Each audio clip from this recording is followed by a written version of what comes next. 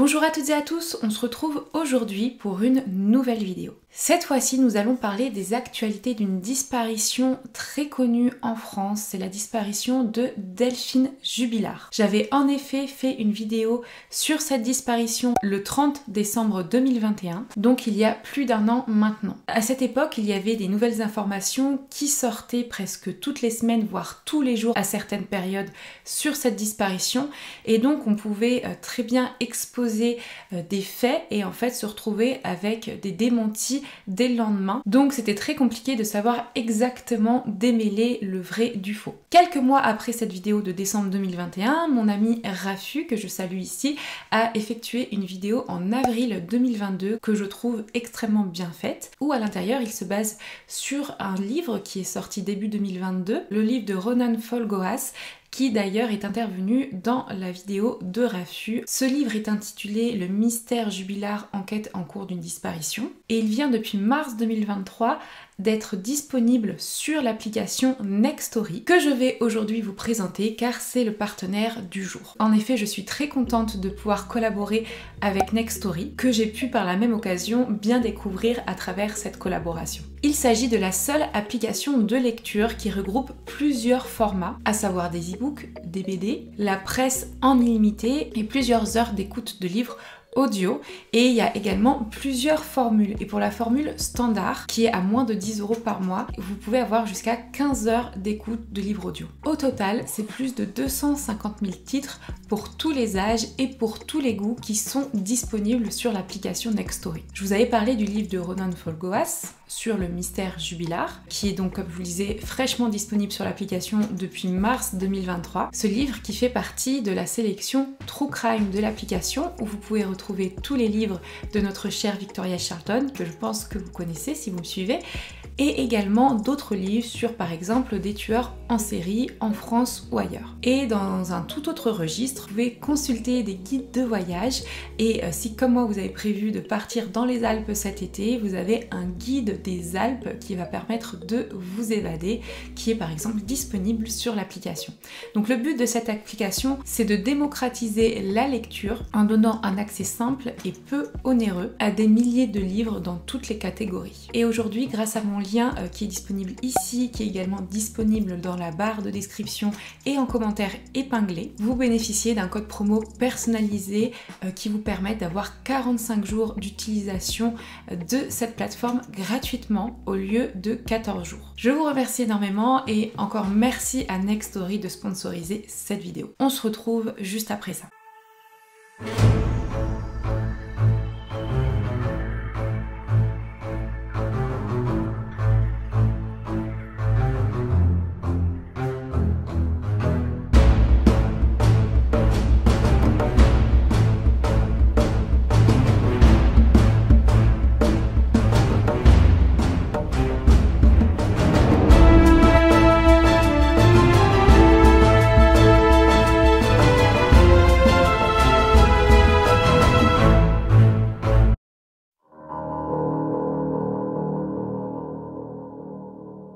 Pour moi, il est toujours important dans une mise à jour de disparition, surtout un gros dossier comme ça, de faire un rappel des faits. Je vais essayer d'être la plus succincte possible. Si vous voulez beaucoup plus de détails, vous pouvez aller voir ma vidéo que je vous mets ici, qui est très détaillée sur les faits et sur les informations qu'on avait en décembre 2021. Aujourd'hui, on parle de la disparition de Delphine Jubilard, de son nom de jeune fille Osagel. Donc petit aparté, dans ma vidéo, je vais continuer à l'appeler Delphine Jubilard, tout simplement parce que administrativement elle n'était pas encore officiellement divorcée de Cédric Jubilard, donc de son mari à l'époque. Delphine, au moment de sa disparition, a 33 ans. Elle est mariée depuis un moment avec Cédric Jubilard, Cédric qui lui a 34 ans, avec qui elle a eu 2 enfants, donc sa petite Elia de 18 mois et Louis de 6 ans au moment de la disparition. En décembre 2020, donc à l'époque des faits, Delphine et toute sa famille habitaient rue Yves Montand à Cagnac-les-Mines avec leurs 2 chiens et dans un pavillon de plein pied de 110 mètres carrés. Cagnac-les-Mines,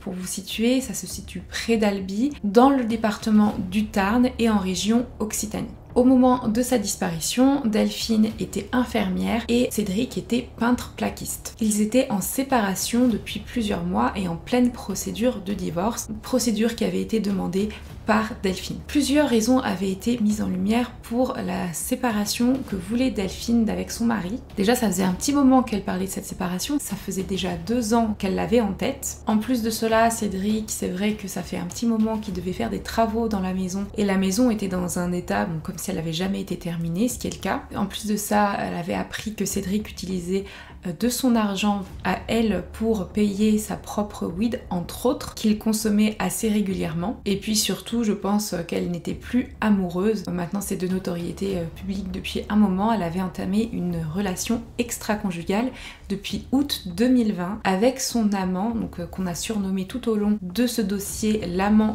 de Montauban, et qui lui aussi de son côté est père et est marié. Au moment de la disparition, Delphine et Cédric habitaient encore sous le même toit chez eux et ça semblait plutôt bien fonctionner, en tout cas d'apparence, même si Delphine commençait à être de plus en plus impatiente parce qu'elle voulait aller à la prochaine étape de sa vie, c'est-à-dire la vie avec son amant avec qui elle avait plusieurs projets. On arrive au moment de sa disparition, donc je vais être assez succincte. Au moment de sa disparition, Delphine était en semaine de vacances. On est le mardi 15 décembre 2020. Delphine en profite pour aller voir sa banquière dans la journée.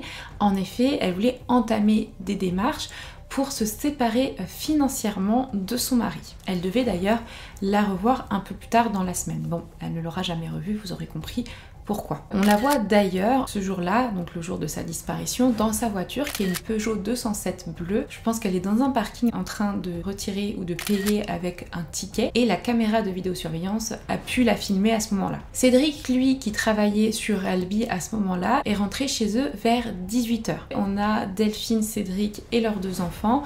Ils mangent ensemble, la petite Elia est couchée et Delphine et son fils Louis vont regarder une émission à la télévision pendant que lui, à côté, Cédric, joue sur son portable au jeu Game of Thrones. Voici les informations qu'on avait au moment de la sortie de ma vidéo. Comment s'est déroulée cette disparition. Donc c'est en partie Cédric qui avait fourni ces informations. Il lui explique qu'à 21h30, il était allé prendre l'air, se balader, tout seul. Un voisin confirmait l'avoir vu marcher tout seul dehors. Il jouait sur son portable à Game of Thrones et de ce qu'avait dit Cédric, il n'avait plus de batterie. Donc à partir de 22h08, il est rentré chez lui parce qu'à force d'avoir joué à Game of Thrones, sa batterie était tombée à plat. C'est à 22h19 qu'on sait que Delphine envoie une photo via l'application Snapchat à son amant. Et d'ailleurs, je vous mets plusieurs captures d'écran de leurs échanges ce soir-là. Et enfin, c'est à 22h58 qu'elle écrit le dernier message de bonne nuit à son amant. À 23h07, Louis aura expliqué avoir entendu ses parents se disputer. Pour ce qui est de leurs habitudes, Delphine et Cédric ne dorment plus ensemble. Delphine, elle, dort de son côté sur le canapé du salon avec sa couette. Lui, Cédric, explique qu'il n'y a pas eu de dispute ce soir-là.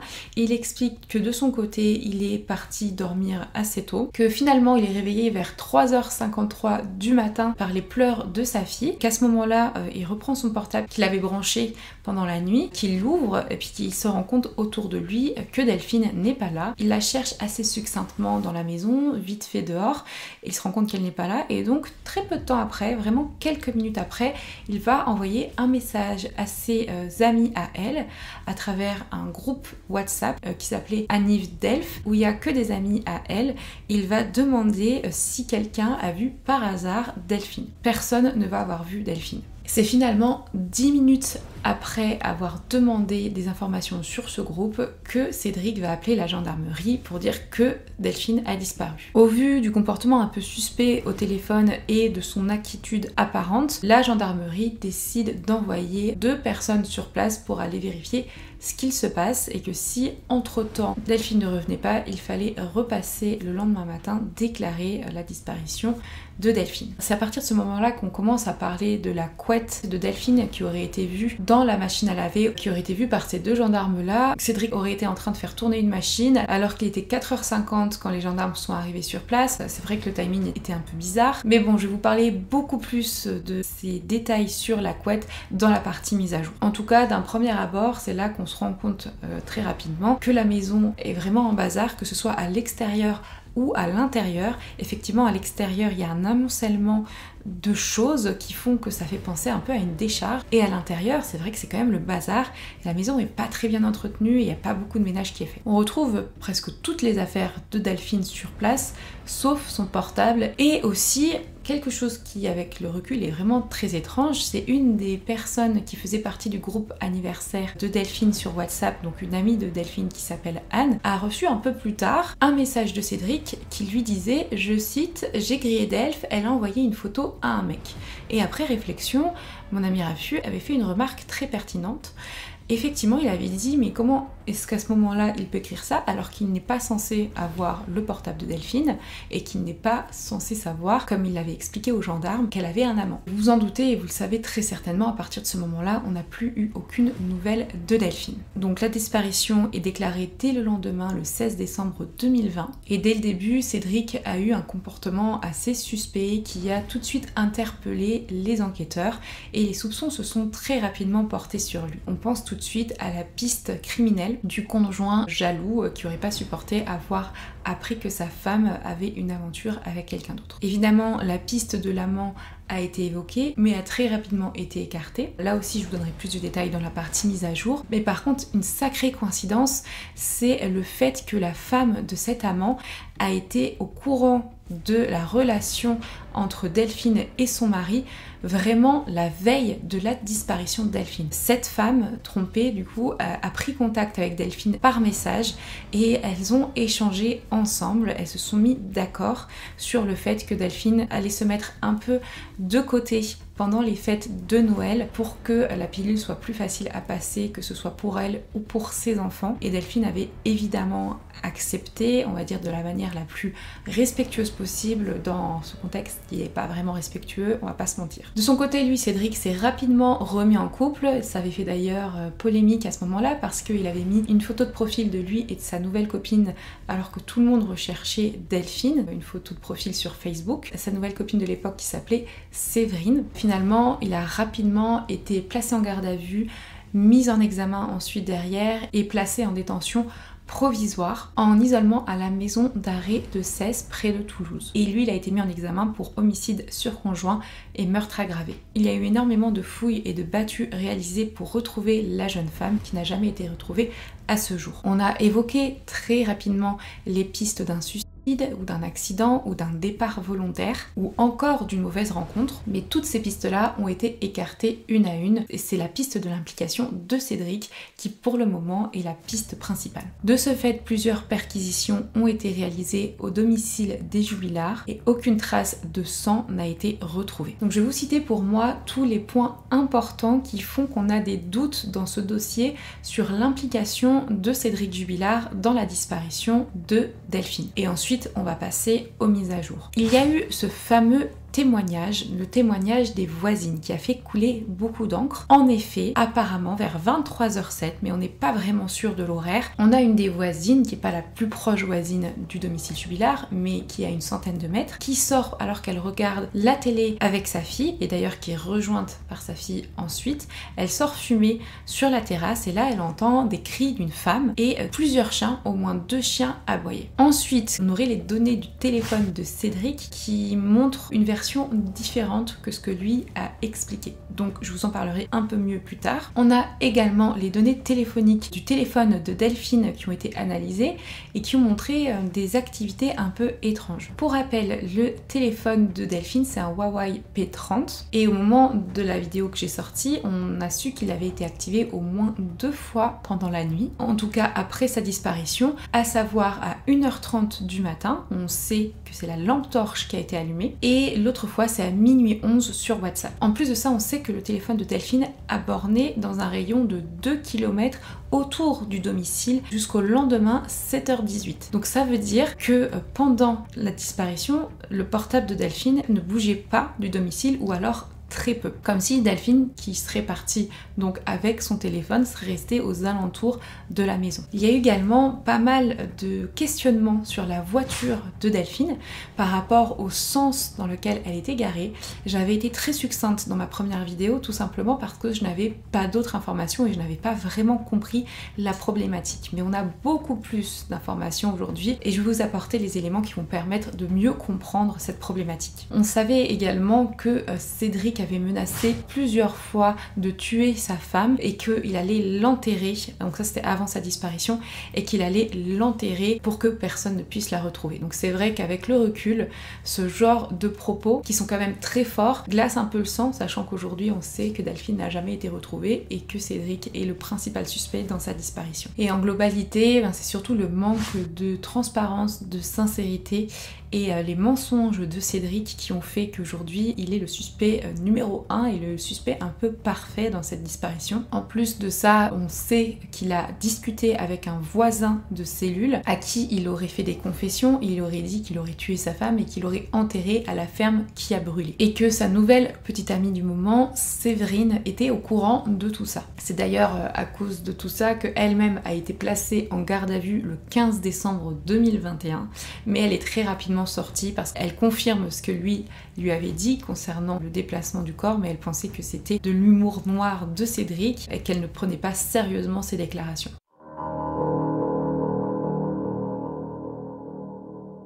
On arrive à la partie mise à jour. Cette partie va être assez longue mais très importante pour mieux comprendre chacun des points que j'ai énoncés et même vous en apporter des nouveaux. Vous savez, dès le départ c'était, comme je vous le disais, très compliqué de comprendre, de démêler le vrai du faux parce que les informations s'affusent même aujourd'hui. Je pense que vous tapez Delphine Jubilard et vous pouvez avoir un article qui date du jour même. Donc c'est très complexe de savoir démêler le vrai du faux. Et en plus de ça, on a eu le procureur de la République de Toulouse, comme l'avait expliqué Rafu dans sa vidéo, qui s'était exprimé après la mise en examen de Cédric Jubilard, donc en juin 2021, et qui avait donné des informations qui étaient fausses. Et donc ces informations fausses, donc qui ont été données de manière volontaire ou non, volontaire peut-être pour protéger certains points du secret de l'instruction, en tout cas ces informations fausses ont été reprises par les médias qui derrière ont été donc mal compris par certains, par moi également, en tout cas j'avais des informations qui étaient fausses mais qui étaient transmis par le procureur de la République. Donc dans ses déclarations où il y avait des erreurs, déjà il avait expliqué que la lampe torche du portable de Delphine n'avait pas été utilisée, ce qu'on a su qui était faux par la suite. Ensuite il y avait cette explication de la couette justement.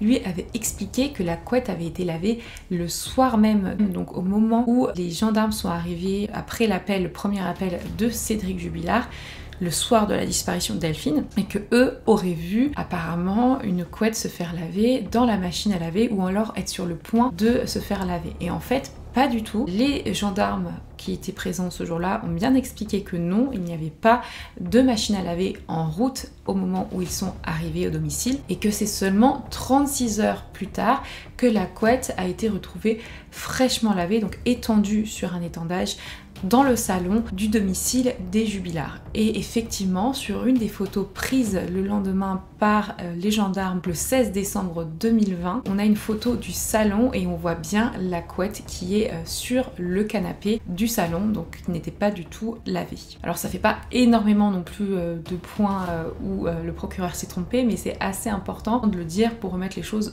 dans leur contexte.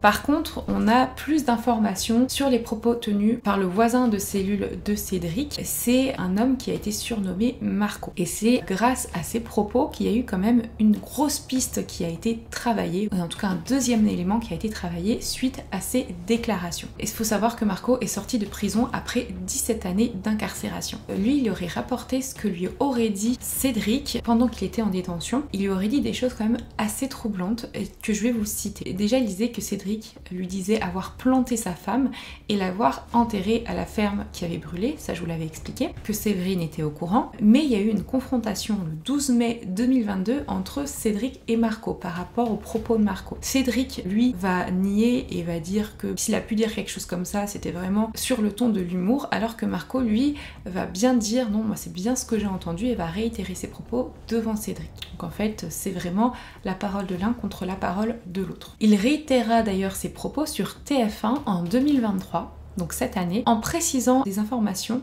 sur ce que lui aurait dit Cédric donc pendant cette détention. Je vais vous citer ce qu'il dit. Il dit: voici ce que Cédric m'a dit. Je vais me coucher et je vois que je n'ai plus de batterie. Qu'est-ce que je fais? Je vais chercher mon chargeur et tu vois pas qu'elle était en train d'envoyer des messages à son amant. Je lui ai arraché le téléphone et c'est là que j'ai vrillé. J'ai pété les plombs et je m'en suis débarrassée. D'ailleurs, Marco fait des précisions par rapport à ses propos. Il dit qu'il parle d'un couteau, mais qu'il ne dit pas qu'il l'a planté. Il ne m'a pas dit non plus je l'ai étouffé. Il m'a dit je m'en suis débarrassée. Et il m'a dit également on m'a prêté une voiture pour que je puisse m'en débarrasser. Selon Marco, il s'agirait de la voiture d'un de ses amis d'enfance, comme un frère de cœur. Selon lui, encore une fois, Cédric Jubilard ne l'a pas enterré profond. C'était pas profond, donc il a peur que ça remonte, que ça ressurgisse. Et Cédric lui aurait demandé, par rapport au temps comme ça, s'il pleut beaucoup, les animaux, est-ce qu'ils mangent les corps? Ça peut remonter. Et c'est là aussi qu'il lui aurait demandé de prendre contact avec Séverine parce que Séverine savait où elle était enterrée et qu'il faudrait, si possible, déplacer le corps et l'enterrer à un autre endroit. Suite à ces révélations de Marco, évidemment, beaucoup de recherches ont été effectuées sur plusieurs semaines. Que ce soit autour de la ferme qui a brûlé, qui se situe seulement à 5 minutes environ en voiture du domicile des Jubilard, ou directement autour du domicile des Jubilard. Donc il y a eu l'utilisation des radars, des détecteurs de métaux, il y a eu le déploiement d'équipes de gendarmerie, d'équipes militaires, mais bon, vous le savez, ça n'a rien donné, on ne retrouve ni Delphine, ni son portable d'ailleurs. Et là, on peut vraiment se poser une question. Est-ce qu'on peut faire confiance aux propos de Marco? Parce que effectivement, Marco, quand on se renseigne un peu sur qui il est, on sait déjà que ce n'est pas un petit délinquant, on sait que c'est un Corse originaire d'Ajaccio, mais également, alors qu'il est dans sa trentaine, qu'il a passé presque 20 ans au total derrière les barreaux. Et certains faits sont quand même très graves, à savoir qu'il a quand même été condamné pour une affaire de viol, avec actes de torture et de barbarie. Et pour info, Marco aujourd'hui habiterait au Portugal. Ajouté à tout ça, c'est vrai que Marco faisait un petit peu peur à Séverine, selon les dires de l'avocat de Séverine. Parce que, effectivement, il a bien pris contact avec Séverine au moment de sa sortie de prison. Ils se sont vus plusieurs fois sur Albi, et c'est à partir de là que Marco va lui expliquer ce que lui aurait dit Cédric par rapport à la ferme qui a brûlé et le corps de Delphine. Et c'est également à partir de ce moment-là qu'il va lui demander de l'amener à la ferme. Mais elle va dire qu'elle n'était pas au courant de où était la ferme parce qu'elle n'était jamais allée. C'est là que s'en est découlée la mise en garde à vue de Séverine, qui finalement a été libérée moins de 24 heures après. Il est important de noter que le procureur de Toulouse a expliqué par rapport à Marco, et je cite, que ce témoin n'a ni demandé ni obtenu de faveur en échange de sa déposition, pas plus qu'elle ne lui a été promise. Pour ce qui est des aveux de Marco, les avocats de Cédric disent que pour lui ce n'est qu'un tissu de mensonges et que ça a été monté de toutes pièces. Dans les propos que Marco a rapportés sur ce que lui aurait dit Cédric, il y a cette histoire de voiture qui aurait été prêtée par son ami d'enfance, avec laquelle il aurait pu déplacer le corps de Delphine.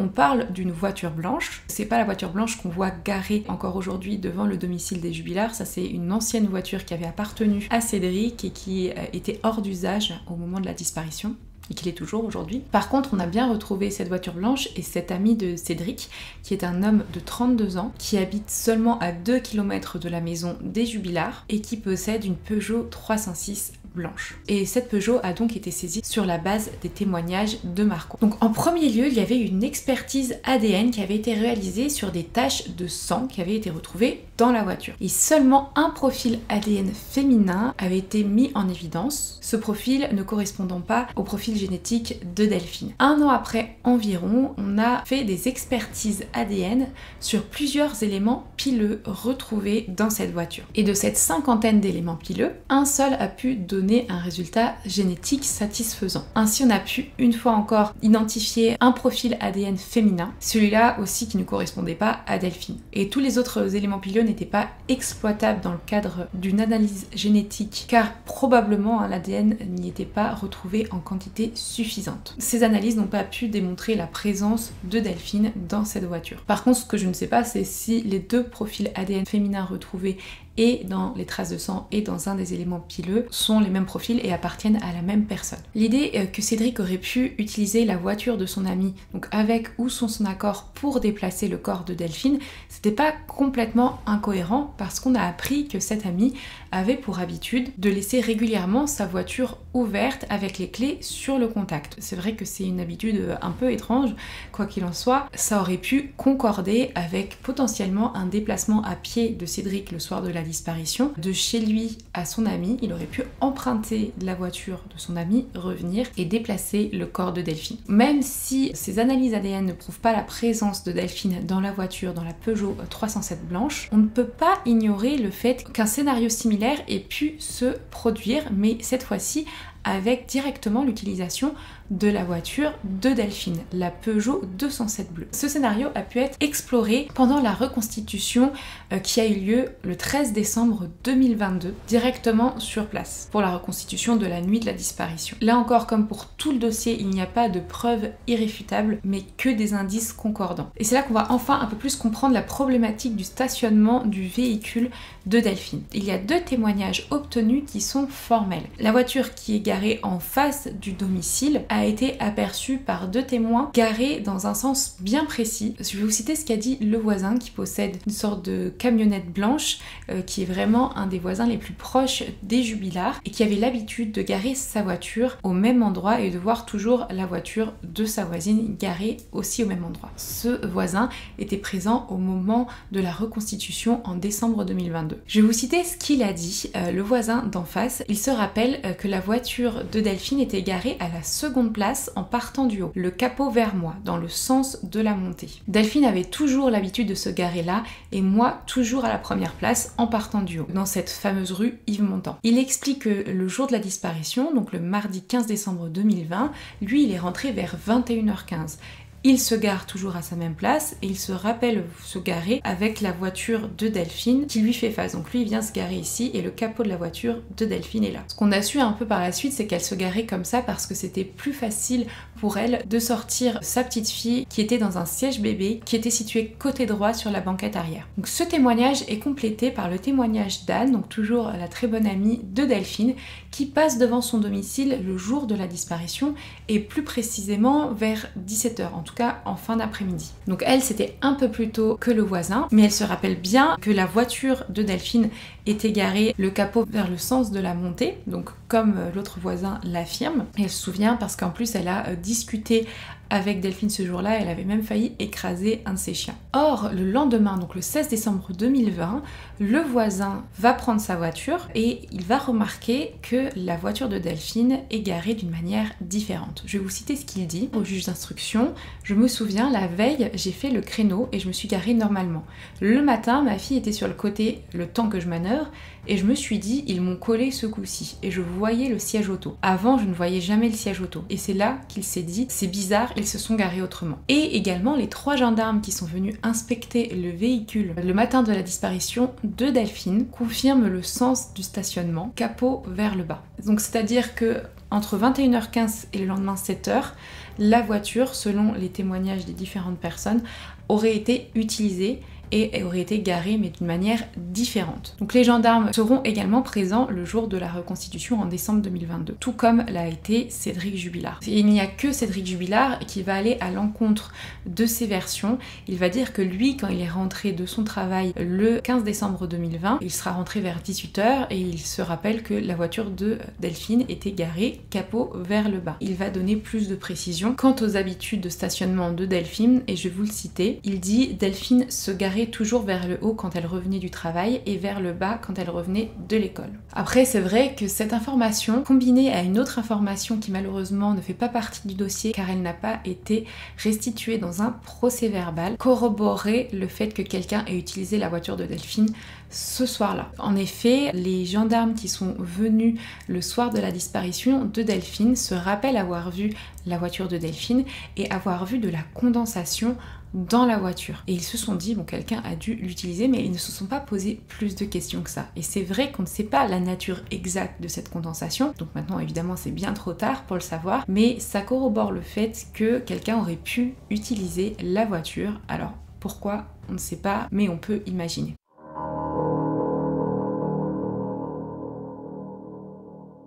suite de ma vidéo en décembre 2021, on a des informations qui nous sont parvenues sur les lunettes de Delphine. Effectivement, les lunettes de Delphine ont été retrouvées cassées, démantibulées. Donc selon les dires de Cédric, ces lunettes étaient déjà dans cet état au moment de la disparition. Et elle utilisait depuis un certain temps maintenant des lentilles. C'est quand même un élément troublant et il y a des analyses qui ont été réalisées sur ces lunettes. Il y a un site qui s'appelle 100% qui a plein d'informations, donc je pense avec des sources proches de quelqu'un proche du dossier, qui vont donner les résultats de l'analyse de la Direction Générale de l'Armement ou DGA. Donc une analyse qui a été réalisée le 14 septembre 2022. Et on parle de la force cinétique, donc toutes ces analyses un peu précises sur comment auraient été cassées les lunettes, dans quelles circonstances, quel est le poids qu'il aurait fallu, la vitesse. Donc ce qu'il en ressort, et je lis mes notes pour ne pas dire de bêtises, c'est que pour obtenir la rupture observée sur les lunettes, il aurait fallu une force cinétique qui a pour équivalent 5 kg à une vitesse de 21 km/h. Donc le rapport précise également que les dommages sont compatibles avec un objet, un pied ou un poing, et qu'il apparaît peu probable qu'un enfant soit à l'origine des dommages, et également qu'un effort dynamique de l'extérieur vers l'intérieur est à l'origine de la casse. Ce qui voudrait dire que marcher ou s'asseoir dessus n'aurait donc pas suffi à endommager ces lunettes de la sorte. Ces lunettes, avec une seule branche, ont été retrouvées sur les photographies, vous savez, celle du 16 décembre 2020, donc le lendemain de sa disparition. Elles ont été retrouvées dans le salon, exactement à 16h27, heure de la photographie. On les aperçoit plus précisément sur le bar de la cuisine. On voit bien que ces lunettes n'ont qu'une seule branche, et on voit également que le cercle droit était rompu en deux endroits. Et c'est finalement le 6 janvier 2021 qu'on retrouve la branche manquante derrière le canapé du salon. Plusieurs personnes qui ont côtoyé Delphine en ce mois de décembre se rappellent avoir vu ces lunettes sur elle et qu'elles n'étaient pas cassées de la sorte. Par contre, ce qu'on peut voir sur les photos qu'on a du jour de sa disparition, c'est-à-dire la photo de caméra de vidéosurveillance, on voit qu'elle ne porte pas de lunettes.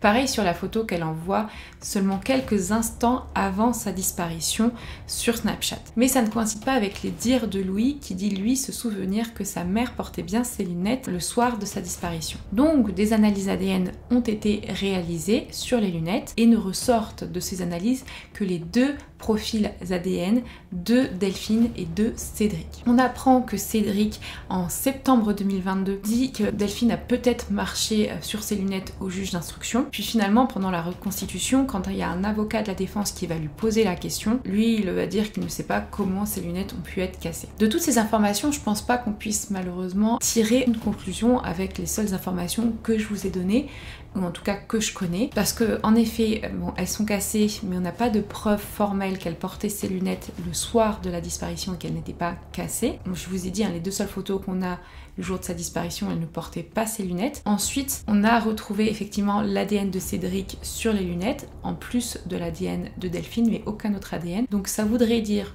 que soit effectivement il a frappé sa femme, un coup de poing par exemple qui aurait fait que les lunettes se soient cassées, ou soit tout simplement il aurait retrouvé les lunettes de Delphine cassées et il les aurait posées sur le comptoir de la cuisine, voilà, sans l'avoir agressée. À côté de ça, on ne peut rien affirmer. Avant d'arriver pour moi aux données les plus importantes qui amènent vers la piste de l'implication de Cédric dans la disparition de Delphine, on va parler des données concernant l'amant de Delphine et la femme de l'amant de Delphine.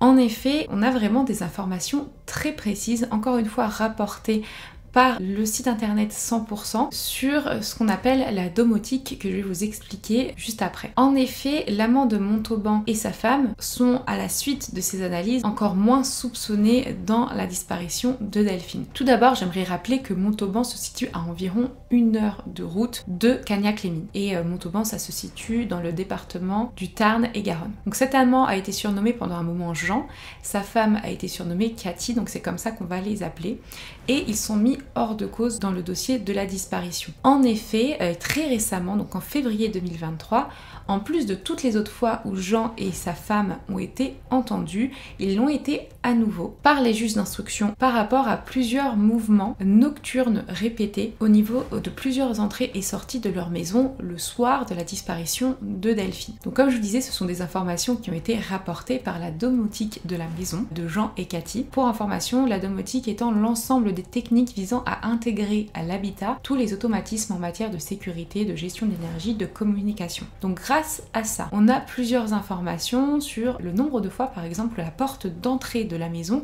a été ouverte, donc le soir de la disparition, le 15 décembre 2020, et même pendant la nuit du 15 au 16. Donc on sait que la porte a été ouverte exactement à 20h08, puis à 22h11 et enfin à 5h40 du matin. Ensuite, on a des données concernant la manipulation de la porte du garage. Elle a été manipulée entre minuit 53 et minuit 56, mais sans pour autant avoir été ouverte. Par contre, elle a été complètement au petit matin, donc à 5h13. Il y a même eu des informations concernant la fermeture des volets de la maison. Donc on sait qu'il y a des volets qui ont été fermés à 22h51. Et aussi, il y a un mouvement qui a été détecté dans la maison à minuit 53. Et donc, selon toutes ces données, ajoutées aux données de géolocalisation des portables de Jean et Cathy, cela atteste d'une présence quasi permanente d'au moins un des deux époux au domicile durant la nuit. Clairement, ils ne pouvaient pas se trouver à Cagnac. Enfin, on va arriver aux données qui pour moi sont les plus importantes, comme je vous le disais, les données des portables et de Cédric et de Delphine.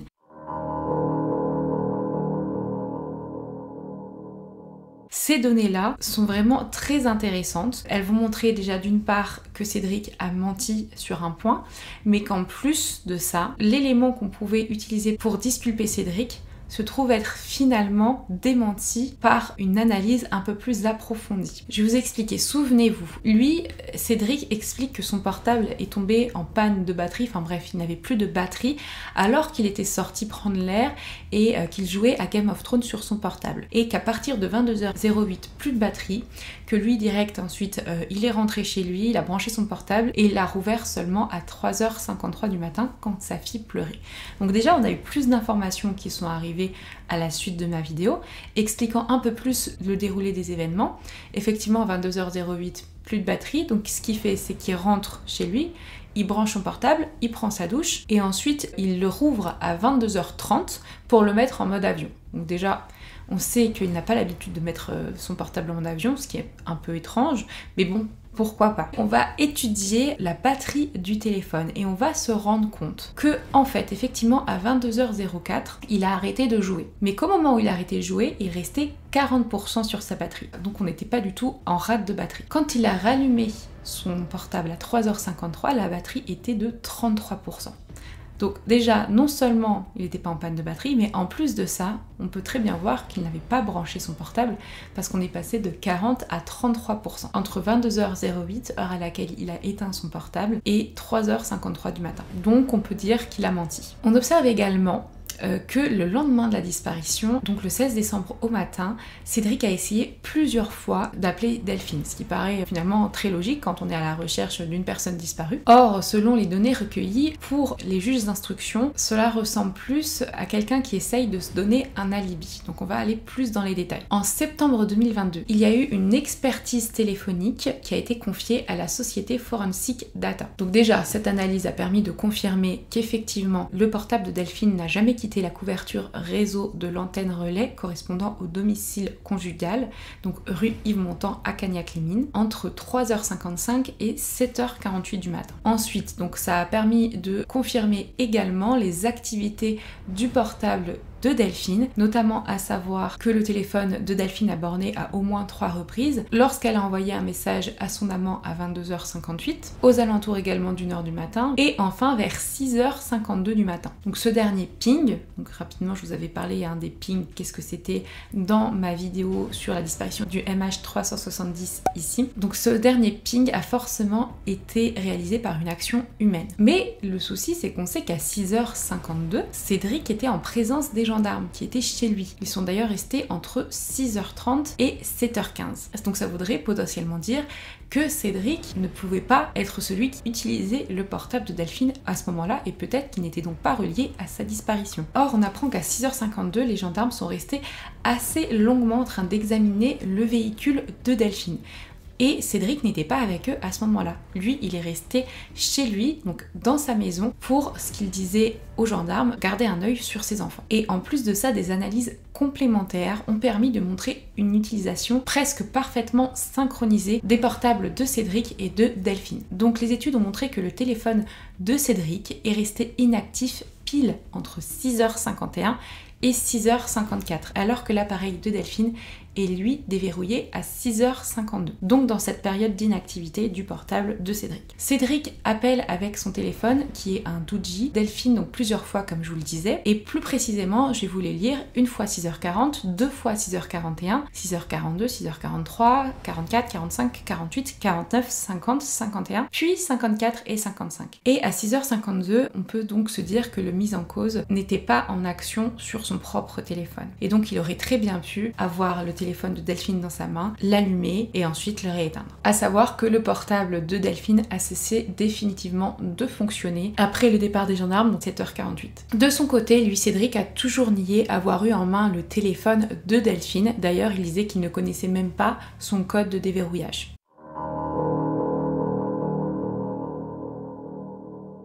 À l'heure actuelle, vous le savez bien, le corps de Delphine reste introuvable. La reconstitution qui a eu lieu en décembre 2022 de la soirée de la disparition de la jeune infirmière n'a pas vraiment permis de réelles avancées de l'enquête. Par contre, ça a permis de vérifier qu'il était très possible d'entendre les cris d'une femme depuis le domicile des voisines, celles qui ont entendu ces fameux cris avec les aboiements le soir de la disparition. Mais ça ne confirme rien, en effet ça reste des témoignages et en plus aucun des autres voisins, même les plus proches du domicile Jubilard, n'a entendu ces cris et ces aboiements. De son côté, lui, Cédric continue à clamer son innocence, mais il reste le principal suspect dans la disparition de Delphine Jubilard. Là, je vais vous citer ce qu'a dit un des avocats. Il a expliqué à plusieurs reprises, il a été énoncé que la reconstitution fait partie des derniers actes d'instruction. A priori, il ne devrait plus y avoir beaucoup d'actes d'enquête. On s'approche donc de la fin de l'instruction, probablement courant de cette année 2023. Il faut donc attendre la décision des magistrats. Et donc ce sont les juges d'instruction qui vont devoir déterminer s'il existe suffisamment d'éléments pour renvoyer Cédric Jubilard devant les assises. Pour la défense, la reconstitution ne prouve rien et ne démontre pas la culpabilité de Cédric, surtout par rapport à ce témoignage des voisines. Ils disent que c'était vraiment complètement décousu. Alors pas le témoignage, mais la reconstitution. Vous savez, Cédric a 3 avocats et son avocate maître Emmanuelle Franck, elle ne croit pas que les dires des voisines puissent être reliés formellement à Delphine. Cette reconstitution a duré assez longtemps et pendant 6 heures, Cédric Jubilard est resté mutique et il se tient à sa version des faits. Et pour l'avocat des proches de Delphine, maître Mourad Batik, cette reconstitution aura au moins permis de confirmer qu'une dispute a bien éclaté entre le couple. Donc pour donner des nouvelles, aujourd'hui donc l'amant de Montauban a repris sa vie tranquillement, malheureusement sans Delphine et également sans sa femme de qui il s'est séparé. Pour ce qui est des enfants de Delphine et de Cédric, Elia, elle, aurait environ 5 ans maintenant, Louis, lui, aurait environ 9 ans, et ils grandissent donc sans leurs parents. Delphine, elle, aurait eu 36 ans et Cédric, lui, a 37 ans. Pour ce qui est de Cédric, il reste aujourd'hui en détention provisoire à la maison d'arrêt de Cesse. Là, vraiment, il y a très peu de temps, sa 7e demande de remise en liberté, qui a été demandée par ses avocats, a été rejetée par la chambre d'instruction de la cour d'appel de Toulouse le mardi 28 mars 2023. Je sais que c'est une décision qui divise beaucoup. De ce que je peux comprendre de ce qui a été dit, c'est qu'elle est justifiée par les lourds soupçons déjà d'une part de Cédric dans l'application de la disparition de Delphine, et peut-être que si on le relâche ils ont peur qu'il falsifie des preuves, mais également du fait du retentissement médiatique de la disparition de Delphine. Et je vous le rappelle ici et dans les commentaires, je ferai vraiment attention à ça, Cédric Jubilard reste aujourd'hui présumé innocent jusqu'à l'issue définitive d'un procès. Je vous remercie énormément d'avoir suivi cette longue mise à jour, mais nécessaire parce que vraiment des fois on se perd avec toutes les informations. Donc normalement il va pas y avoir beaucoup d'autres nouveaux éléments d'enquête, mais peut-être qu'on va avoir d'autres informations, d'autres témoignages. Donc on se tient informé évidemment sur ma chaîne, sur l'onglet communauté, et s'il est nécessaire j'en ferai une autre vidéo. Je remercie encore Nextory d'avoir été partenaire sur cette vidéo, et nous on se retrouve tous les lundis sur Twitch pour un live sur une enquête de disparition ou de cold case.